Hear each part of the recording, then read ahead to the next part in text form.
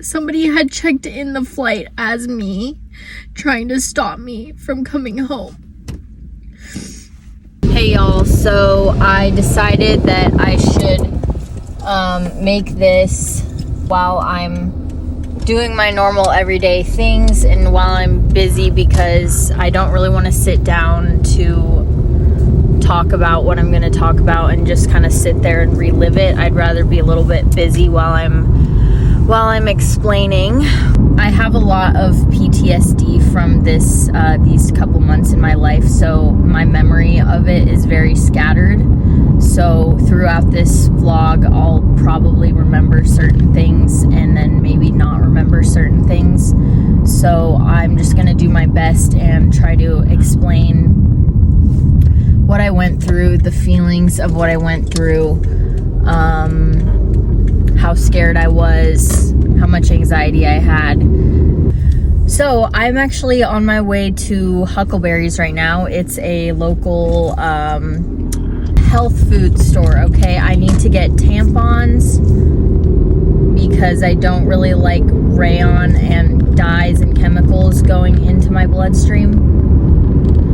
Oh yeah, I need milk. Okay, help me remember that. Although you can't, because this is gonna come out after I'm done shopping. Anyway, so this video is explaining why I left Phoenix. This was about a year and a half ago. Let's see, it's September now. I left in January of 2022. It is now 2024. So yeah, about a year and a half ago. I did not leave on good circumstances. I actually I left completely unexpectedly. I was there for 2 weeks after Christmas break. I was back. I was dating someone. It was going really well, but I had started a new job and I was doing marketing, sales type stuff for some nonprofits that we were campaigning for. And I thought it was a great job, a great opportunity. I found it through LinkedIn. In those 2 weeks, some really weird things started happening. I was having a lot of confusion, a lot of memory loss, a lot of just grinding myself to the ground. I was also dehydrated, which I found out in my blood tests later. Also in my blood tests, there was codeine in my system, which was one of the big reasons I was so mentally messed up. But this job also made me very psychologically messed up. But so in this job, we would go to different locations in Phoenix and Tempe, and we would pitch to possible donors for these two nonprofits. One was like a nature one, and then the other was one that helps like women and children. I was working on the nature one because that one made more money, but also I never got any money from this job. It wasn't by the hour, it was by how many donors you got, and then I was actually gonna be paid a lot of money, and I was, but I could never go back and get the money from them because I don't really know what they're actually up to. I think it was a trafficking operation. My boyfriend at the time came in and met my boss one time, and he didn't like him. He thought he was a sleazy guy. What he also noticed was that the office, there was no signage, which I wasn't smart enough to notice that was a red flag. Number two, no art or anything on the walls. It was like set up in a way that if they were caught, they could quickly get out. Number three, my boss just seemed like a sleazy car salesman guy to my boyfriend at the time, and to me, he really took me under his wing. Really thought I had good potential in sales and marketing, and really tried to make me trust him very fast, which I thought was great. But my mom had some doubts about the job from the beginning. She didn't like that I was going online school and then working full-time. But more than that, she had weird thoughts about just the setup of this job and the fact that I only interviewed online and I hadn't been in person, and the fact that like the first day I gave them like my ID, and then that was kind of it. And then there was like a training room where you weren't allowed to have food, you could have a drink, which is my theory. They were drugging me through my drinks. And I don't know if it was one person or all the people that were management there. I don't know. Another big red flag at this job was one day I was working and my boss told me something really strange. I mean, I thought it was just like work drama, but I think it was a way of grooming me. He said that there was another girl who worked there who started hooking up with somebody who also worked there, and he said that she also had great potential like me. She would have been really good, but she let that distract her. And he said, don't be like that until you get to management, which is really odd to say something like that. You don't just say, oh, don't hook up with anyone here until you're higher up. It's kind of saying that, like, on the other side of management, you can use your body with other people here. The job did work trips every 3 weeks to places around where we would get donors from other cities. Another guy that I was working with there that started the same day as me, his mom apparently had come in and was yelling and screaming and saying that what they were doing was so bad, and my boss told me that happened and that she was crazy. But I think she may have been on to something. Okay, things are starting to come back to me. One of the other things that my boss told me that was weird is that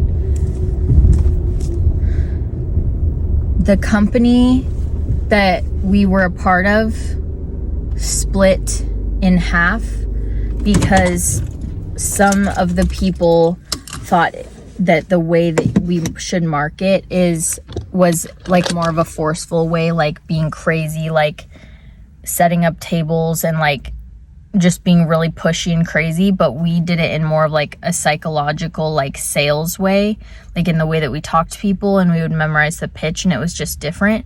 Now we're getting to the really insane parts. So about 1.5 to 2 weeks in, I was getting really messed up in the head.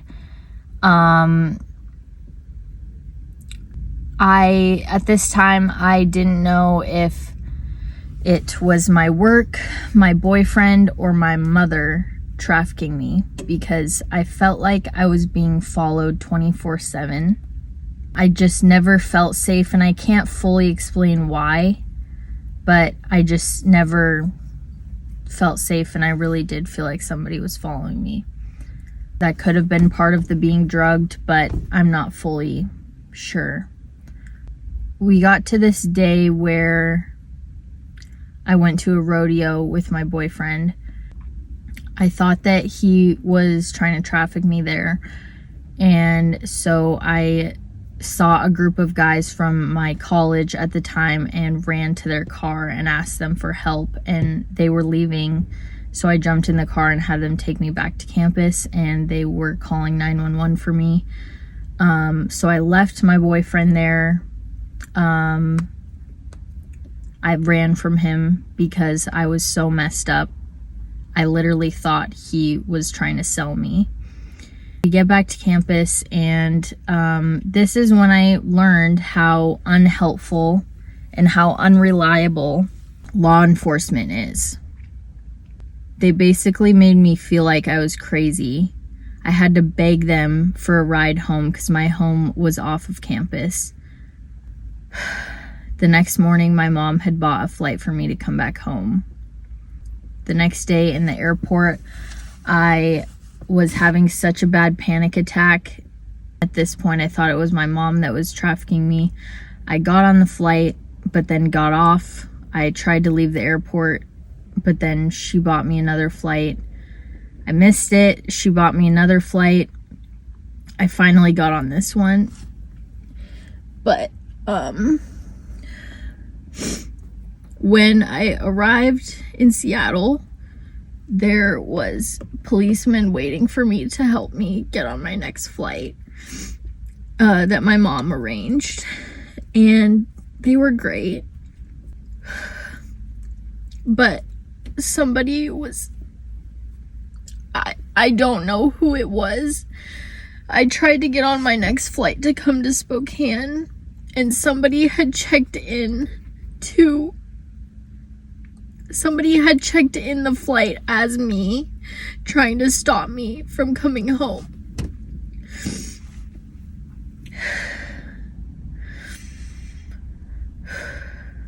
I don't know who it was. But the cops lit a fire that I was with and said, we're literally here to make sure she gets on this flight so that she can go home. That's just crazy in itself. Somebody didn't want me to come home that bad that they checked in as me. Then when I arrived in Spokane, there was somebody behind me on the plane that grabbed my hair from above, just like a little bit of my hair, and pulled it and pulled my head back. I never looked back to see who it was, but it felt like they were claiming me. My mom was there. She picked me up. She was obviously worried sick about me. I didn't get on 2 flights that she bought for me. Okay, so I'll show you what I got. I got tart cherry juice. This is really good for before bed. It makes you sleepy, helps you sleep good. Yes, I got soy milk. Don't worry, it's organic because I like the taste better with protein, and when I drink a lot of milk, I get so much phlegm in my throat, so I'm kind of just trying to dial back, but I love milk, so it sucks. My period, so I got some Swedish style light chocolate chip cookie dough ice cream. And then these are the tampons I got. They are complete 100% cotton, BPA free plastic applicator. Okay, I'm back. Get comfy. We're gonna keep going. So I've collected myself. Trafficking happens in more than one way, and this was a very unique way. If you've seen the movie The Sound of Freedom, where the kids are taken from their dad in disguise of a modeling thing, that's something else that could very well happen. It's such a huge business all over the world that they're finding more and more ways to do it. I never would have expected that somewhere that I work would try to do that. But anyway, so I believe where I was at was I just got back to my hometown. So from here, sorry about that noise. I'll try to cut it out later. I don't know if I can. But so when I got home, I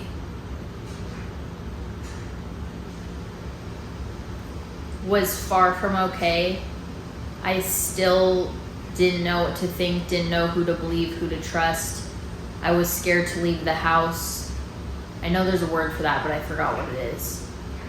This took me about 3 months to get somewhat okay again. I was super skinny. My boyfriend came up 2 different times, but it was honestly just really overwhelming having him here because my parents were just already going through it because of what I was going through, and then to have to host him It was just a lot. But I eventually broke up with him because I was literally not okay myself. Like, I can't be in a relationship when I'm literally not sane.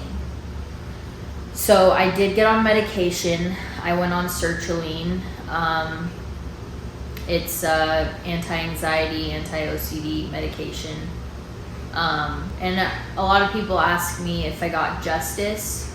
No, I didn't. I didn't have enough proof. I didn't want to go back. I didn't want to relive it. The only thing I feel I can do now is fight for other victims, and I would really like to eventually work for a sex trafficking nonprofit or work in something like that, but I did not get justice. Whenever I had talked to a police officer, I was either not in the right region, because where I worked was in Tempe, and I was talking to a Phoenix policeman, and they would say like, oh, that's not in our jurisdiction, you can take that to Tempe. I really wanted to file an anonymous tip, and they had that on their website, and then they didn't. When I wanted to do it, it wasn't there. So I didn't. But yeah, I didn't get justice, but I'm alive, and I lived through whoever was trying to get me, whoever was drugging me, whoever tried to stop me from getting all the way home. I think that's a pretty big win. And the justice system takes forever anyway, and I would love to get justice. I would love to put, if it was my boss, I don't know who it is, I don't have all the facts, and that's why I can't get justice for it. All I know is I feel safer not being in the state anymore. I feel safer not going to Grand Canyon University anymore. I feel, oh my gosh, something else just came back to me. Whenever we would pitch to someone, we would have our iPads showing them the information that they needed, and if they were going to donate, then they had to put in information on our iPad. Whenever we were pitching, we would turn on the iPad to the page, and it would be recording us. I believe that was to look back later to see how our pitching is. I wonder if something was used with my voice and AI, because a part of the pitch we would say this like pun, something about a robot, and I believe that they used it against me, because I remember we were on the phone with my school counselor and Grand Canyon, and she said something about everyone on campus thinks I'm a robot, and that was part of my pitch. Like it was like some type of pun that we used to try to make them laugh. And the fact that she knew that, like, what was going on? I'm so confused still, and it's over a year later. I tell you, so much happened, like including that, like that part just came back to me. Like so much went into this. I don't even know. I'm just as confused as the next guy. All I know is I had codeine that I didn't put in my system. All I know is that somebody tried to stop me from getting home. All I know is I felt like I was being followed. All I know is that I was psychologically up. And I don't know if I'll ever get answers, but I just want to warn people about the evil in this world, and that people trying to make you trust them may very well be you over at the same time. So be extremely aware, do not be easily trusting. And yeah, that was my story. Thanks for listening.